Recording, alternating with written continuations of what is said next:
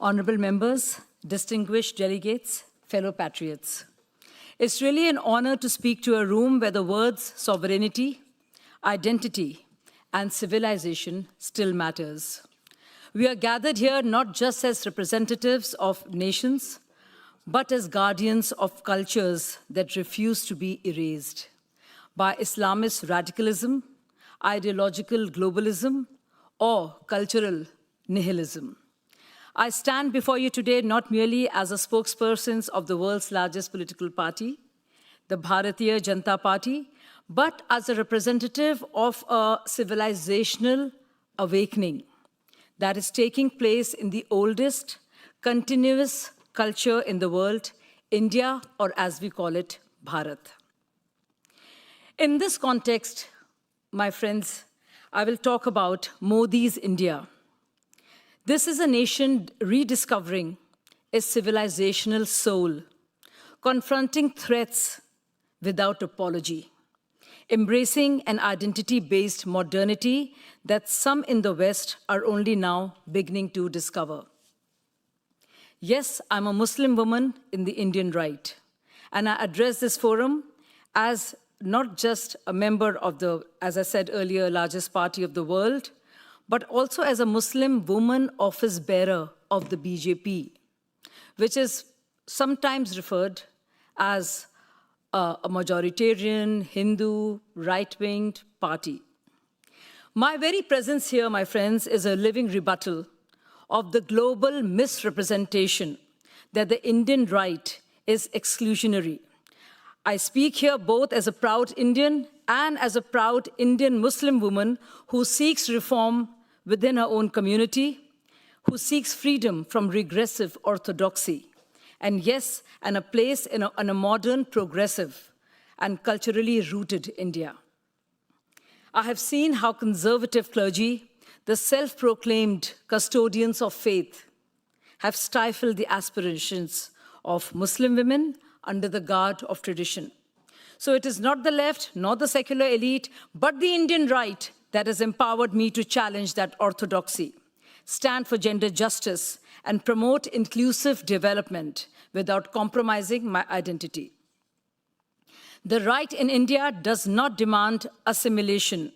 It demands accountability from all, religious orthodoxy and all other forces, radical Islamist, woke, and others that threaten our cultural sovereignty or the idea of who we are. Under Prime Minister Narendra Modi, India is witnessing a tectonic, huge political transformation. This is not just a change of another political party. It is indeed a change of civilizational posture. My party, BJP, has received massive democratic mandate since 2014. Narendra Modi has been voted to power in this largest democracy of the world, the third consecutive time around. Minorities in my country, such as Muslims, Sikhs, Parsis, are not patronized. They are included through transparent, targeted welfare, scholarship, housing, gas, loans, and digital access. At the same time, India has ended the politics of political blackmail, where a vocal minority could derail the national consensus. Indian right wing is a civilizational movement. It is not a sectarian movement. Led by BJP, it is civilizational in outlook, and it aims to decolonize India. Decolonize India, what I mean by that is the intellectual capture and colonization through foreign intellectual frameworks, judicial and educational systems designed under the British rule, and post-independence politics that denied India her cultural self-respect. So this is not about one religion, as many would have you to believe. It is about a revival, a cultural revival, a civilizational renewal, and assertion of who we are as a people. Our movement is about remembering who we are, a civilization older than any modern state, diverse yet unified, deeply spiritual yet forward-looking. We've never had the needed or had the idea the need to invent the idea of civilization. We are one of the world's fewest continuous civilizations, and yes, for BJP, it is not a point of nostalgia, but a source of national sovereignty. The Hindu worldview is not exclusionary, it is plural, rooted in dharma, which is the moral order of the universe. It is unapologetically civilizational and recognizes that a people cut out from their roots become easy prey to ideological subversion and poaching. So India is not, as you all know, as a nation state formed in the 20th century. It is the oldest and most resilient civilization grounded in the philosophical and ethical and spiritual traditions of Sanatan Dharma, or what many understand today as the Hindu civilizational doctrine. India, like Europe, fears and faces the destabilizing influence of transnational ideologies and actors. From the ideological hostility of Pakistan that my friend Ram just spoke about, which promotes separatism and cross-border radicalism and a state that exports terror, to the agendas of certain foreign-funded NGOs and people who call it cutely civil society, and the ideological rigidity of imported woke doctrines, we are compelled to protect our internal cohesion and national sovereignty. I want to be very clear. Civilizational states like India cannot be dictated to by those who do not understand our individual, personal, and our own cultural grammar. We reject all forms of interference, be it in the name of religion, human rights, or supranational moralizing, when it weakens our unity or distorts our democratic institutions. I observe in parts of Europe a growing resistance to cultural erasure. In France, Italy, Hungary, and even Belgium, the question of who we are is being asked again. This is healthy. Identity is not xenophobic. It is the basis of meaning, belonging, and a moral obligation to oneself and to the collective subconscious of who we are. From France to Hungary, from Poland to Netherlands, there is a growing recognition that identity matters, that without cultural continuity, democracies cannot stand strong. We are witnessing a shared desire among European patriots to defend what makes their nations unique, their history, faith, language, and shared moral and ethical traditions. So today, at this point of time, as we have this wonderful conference to exchange notes from one patriot to another, I think there is room today. And we believe that there is space today, place today, and need for an agenda for a new axis, not of geography, but of values, between Indians who love India and Bharat and Europeans who love their homelands, between patriots who believe that democracy must serve the cultural majority, not be hijacked by ideological minorities. This is not a religious alliance, it is a civilizational compact to resist being deconstructed by post-national utopias or threatened by transnational jihadists. What we are witnessing today in India is not isolationism, it is a cultural renaissance, a revival of identity that is inclusive, yet firm, proud, yet open. We also find common ground in resisting radical Islamist ideology. I, as a Muslim woman, is not an Islamist. So when I say Islamist ideology, I want to make the difference between Muslims and Islamists. And there is a need to differentiate between the two. When I talk about this, I must tell you that India holds the third largest Muslim population in the world. This might come as a surprise to many of you, but there are more Muslims in India than any of the Arab countries. So when I find common ground in resisting radical Islamist movements or ideologies, I also have a huge problem with transnational NGOs.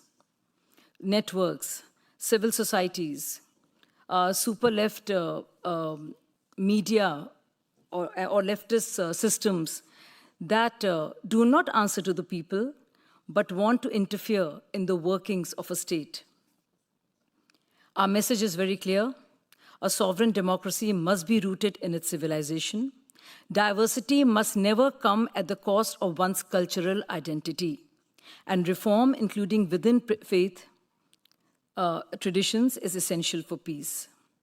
So I think whether it's patriots from India or from Europe, there is a need to be culturally assertive, without shame, without any apology, and without submission to imported ideologies. We must name our threats clearly. And as an Indian speaker, I wish to talk about this.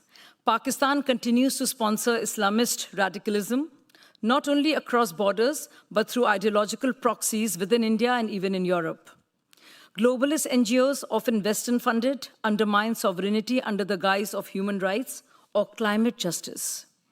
Transnational elites, whether in Davos or Silicon Valley, seek to rewrite human identity, erasing tradition, family, faith, and even biology. India has stood firm. We've tightened foreign funding. We've shut down extremist-linked organizations, and we have insisted that sovereignty is non-negotiable. I wish to share with you as to how BJP, the party that has been in power in India for the last 11 years and 4 more to go, under the leadership of Prime Minister Modi, how have we done this, and how is our approach unique? We have asserted the Hindu identity without falling into religious supremacy. We have protected temples, but also ensured that Muslim girls receive more scholarship than ever before. We defend national unity, but still allow for diversity of language, dress, and region. We have said no to appeasement, but yes to inclusive development under schemes like Ujjwala, which is free gas and cooking cylinders, Mudra, which is easy loans, and PM Awas, which is affordable housing.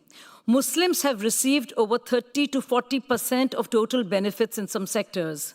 Appeasement versus equality. So BJP's stand is very clear that it will not be appeasement. It will be equity and equality. While Muslims are 14% of India's population, the beneficiaries of Prime Minister Modi's government schemes, welfare schemes, the beneficiaries of the schemes, they are out of all the people, 30 to 40% of those are Muslims. That means clearly disproportionate to their population. Muslims are the largest beneficiaries of Prime Minister's huge governmental welfare schemes. For decades, minority identity in India was reduced to appeasement politics, practiced by the other so-called secular parties. So there are certain legislation that we've passed, and I think it's important that we talk about them. So BJP is a party that has not gone out and, as I said earlier, reached out to Muslims far more than any other party has in terms of government welfare schemes. But when it comes to education, when it comes to reform within the religion, when it comes to pernicious, orthodox, regressive practices, not permitted even in Quran, but are practiced by Muslims in India, BJP has made legislation to ensure equity and freedom and dignity to the Muslim woman.